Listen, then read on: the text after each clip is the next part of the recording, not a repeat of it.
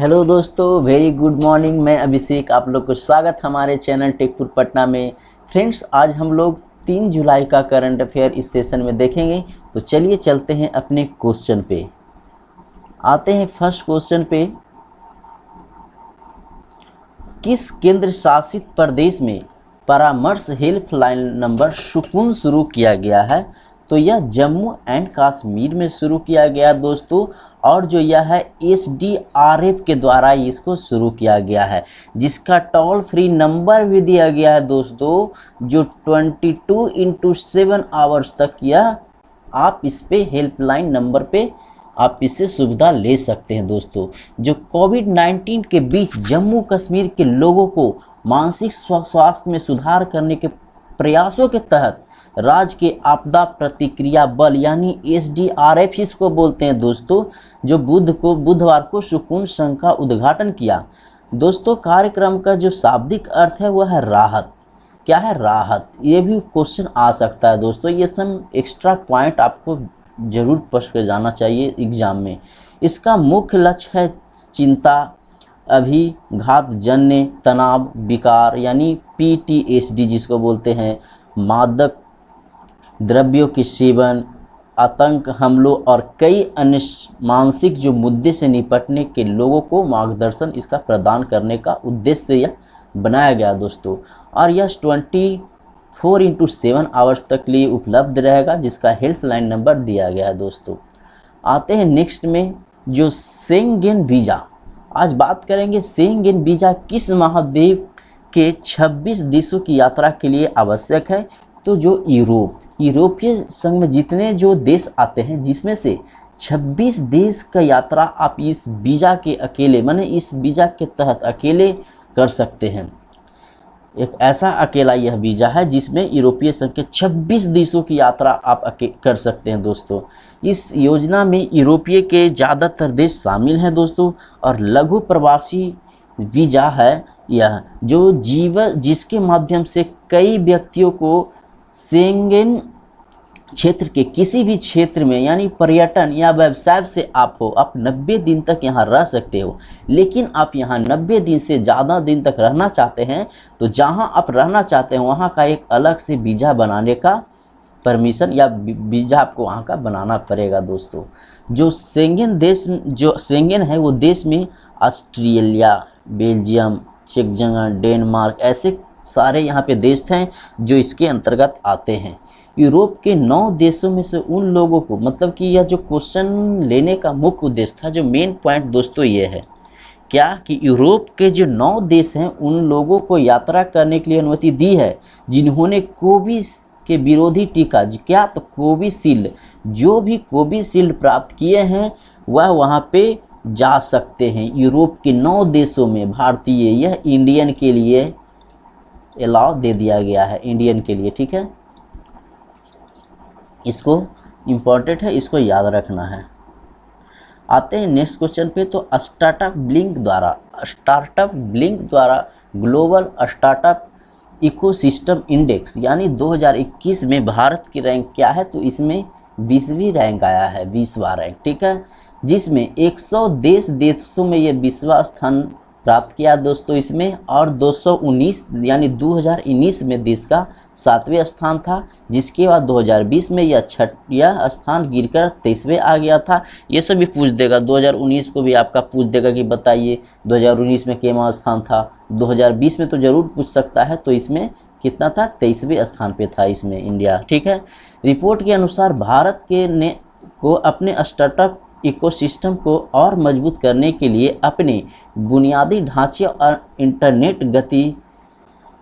की गति में सुधार करने की ज़रूरत है। मतलब कि इसमें जो स्टार्टअप जो इकोसिस्टम को और मजबूत करना है इंडिया को, तो इसमें जो बुनियादी ढांचे और इंटरनेट की जो गति है उसमें सुविधा करने की ज़रूरत है, ठीक है। वर्तमान में भारत के जो 33 शहर वैश्विक स्तर पर शीर्ष 1000 में से सूचीबद्ध है। मैंने 1000 में से 43 शहर ऐसे हैं, 43 शहर जो इस सूची में हैं, जैसे बेंगलुरु हो गया 10वें पे, और दिल्ली हो गया 14वें पे, मुंबई हो गया 16वें पे, ठीक है। तो पिछले साल की तरह इस साल भी अमेरिका, ब्रिटेन, इसराइल, कनाडा और जर्मनी शीर्ष 5वें में है। मैंने इस सूची में अमेरिका, ब्रिटेन, इजराइल, कनाडा और जर्मनी शीर्ष 5वें स्थान पे है। दोस्तों रिपोर्ट में जनगणना 3 मापदंडों के योग के आधार पर की जाती है। तो वो कौन कौन सा है? मात्रा, गुणवत्ता और कारोबारी माहौल। ठीक है, आते हैं नेक्स्ट पे। तो भारतीय वन्य जीव संस्थान यानी WII कहाँ स्थित है? तो देहरादून में स्थित है। तो दोस्तों भारतीय वन्य संस्थान यानी WII, जिसको world life institute of India कहते हैं, इसका फुल फॉर्म का हुआ, और इसकी स्थापना 1982 में हुआ था। दोस्तों यह पर्यावरण, वन और जलवायु परिवर्तन मंत्रालय भारत सरकार के तहत काम करता है और यह देहरादून उत्तराखंड में स्थित है और यह भारत में वन्य जीव और जैव विविधता संरक्षण के क्षेत्र में सर्वोच्च अनुसंधान संस्थान है।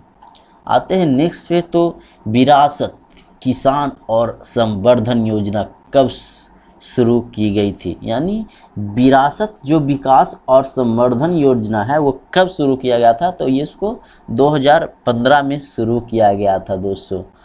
और जो यह योजना है जो 21 जनवरी 2015 में शुरू किया गया था और शहरी विकास मंत्रालय की देखरेख में यह देखरेख में इसका कामकाज संभाला जाता है। और इस योजना का उद्देश्य देश की समृद्ध संस्कृति विरासत की रक्षा, क्या समृद्ध संस्कृति विरासत की रक्षा और कायाकल्प करना है, जो कि हृदय योजना के प्रारंभिक चरणों में 12 शहरों की पहचान की गई है जिन्हें पूर्ण जीवित और विकसित किया जाएगा। इससे 12 शहर ऐसे हैं जो लिस्टेड किए गए हैं जिसको इस योजना के अंतर्गत वहाँ में उसको लाभ पहुँचेगा 12 शहरों में।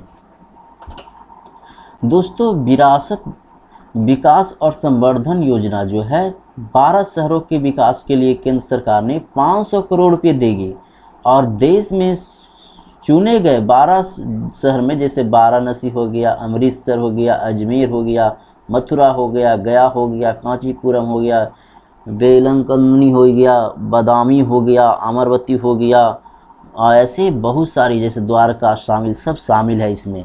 ठीक है, योजना का उद्देश्य तो यहाँ पे किस लिए दिया गया? तो योजना का उद्देश्य है कि युवाओं को रोजगार उपलब्ध कराना और वहाँ का पर्यटन को बढ़ावा देकर शहर की अर्थव्यवस्था को मजबूत कर सकना। और यह जितने भी शहर को इसका लाभ होगा वह अपना अर्थव्यवस्था और युवाओं के रोजगार पे काम करेगी। अब आते हैं नेक्स्ट क्वेश्चन पे। तो किस उड़िया कवि को कुवेंपु राष्ट्रीय पुरस्कार 2020 से सम्मानित किया गया है? तो राजेंद्र किशोर पांडा जी को। किसको कौन सा पुरस्कार है? तो कुवेंपु राष्ट्रीय पुरस्कार 2020। तो कुवेंपु राष्ट्रीय पुरस्कार दिवंगत कवि पुरस्कार विजेता हैं, जो कि कुवेंपु की स्मृति में स्थापित राष्ट्रीय पुरस्कार वर्ष 2020 के लिए प्रसिद्ध ओडियाई कवि डॉक्टर राजेंद्र किशोर पांडा जी को प्रदान किया गया है दोस्तों। और यह जो पुरस्कार की राशि होती है 5 लाख रुपये नगद का पुरस्कार इसमें, और एक रजत पदक और एक प्रशस्ति पत्र दिया जाता है,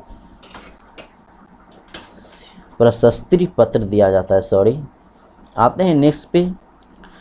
तो विश्व जो है UFO दिवस कब मनाया जाता है, यानी वर्ल्ड UFO डे कब मनाया जाता है? तो 2 जुलाई का।